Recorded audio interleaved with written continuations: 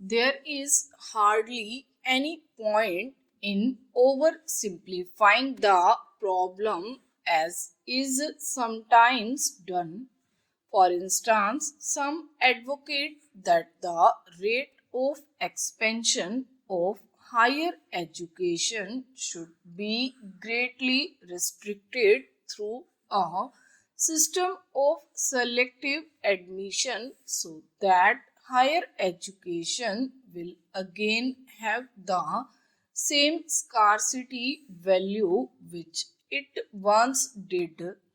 This may also have the dubious political advantage that it will substitute the rural uneducated unemployed who is comparatively docile and inconspicuous for the urban educated unemployed who is vocal and turbulent and all who insists on being noticed. It is true that there will have to be some restriction on expansion of higher education, especially because of the constraints involved in maintaining adequate standards. But we must keep two main considerations before us. The first is that higher education is a great instrument of social change and that it must be spread increasingly among those social groups and in those areas of the country where it has not made adequate progress so far. Secondly, we cannot say that India is by any means an overeducated nation at present. The number of university graduates in our country is far too small in comparison with that in the industrially advanced countries. It must be further realized that out first degree in arts, commerce, or science is a degree more or less by courtesy. The Sadler Commission pointed out long ago that much of what we call higher education in India is really equivalent to school education. This observation is even truer today than it was 50 years ago. It is really our second degree in these facilities that is generally equal to the first degree in these faculties that is generally equal to the first degree in the advanced countries. If proper allowance is made for this equivalence, there is a strong case for continuing the expansion of higher education. This is therefore not a case of quantity or quality. We shall have to strive for both quantity and quality. In my view, we will have to launch a multi pronged attack on this difficult and complex problem. In the first place, we shall have to emphasize the maintenance of adequate standards. There is no longer any room for the old native belief that all education is good. We must now realize that education, especially higher education, is a double edged weapon. If it is good quality, it can be the most powerful tool of national development in the country. But if its standards are unsatisfactory, it may create social disorganization and lead the country downhill. Secondly, we must radically alter the content of our degree courses and orient them to the present day needs and problems so that they become more useful and effective.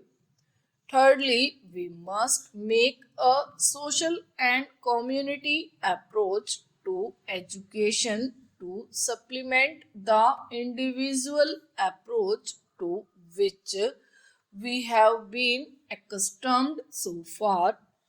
In the past, it was enough to get a young man into an engineering college and send him out with a good degree in his subject. But this is hardly enough at present, and while we are training a young man to be a good engineer, we must simultaneously take steps to build up the industries in which he can find adequate employment. In other words, a large and intensive program of national reconstruction has to be developed side by side with our plans of educational expansion. These programs are by no means easy to develop, but nothing worthwhile is ever easy. The significance of these measures is obvious and they will therefore have to be developed intensively. This will need a large increase in our investment in higher education, but what is even more important, it will need better planning and dedicated and sustained effort on the part of our teachers and students. Our universities and colleges will have to abandon the ivory tower existence to which they are largely accustomed and relate their programs of teaching and research intimately to the life needs and aspirations of the people. In addition to training and research, which are their traditional functions and whose performance should be improved, they will not have to assume responsibility for worthwhile and challenging programs of adult education and social or national service in which their students and teachers would be effectively involved. This will enable them to send over year after year large bands of young men and women who are competent, dedicated to the service of their country, imbued with a sense of social responsibility and committed to national development. In its turn, this will help the nation to prosper and the economy to grow so that there will be more and better employment opportunities for the increasing number of young men and women who will continue to flow out of the institutions of higher education. A golden circle can thus set in a vigorous action for self improvement by universities and colleges accelerating economic growth and national progress, and these in their turn leading to larger investment of resources in higher education for future and its still further development both in quantity and quality. Story.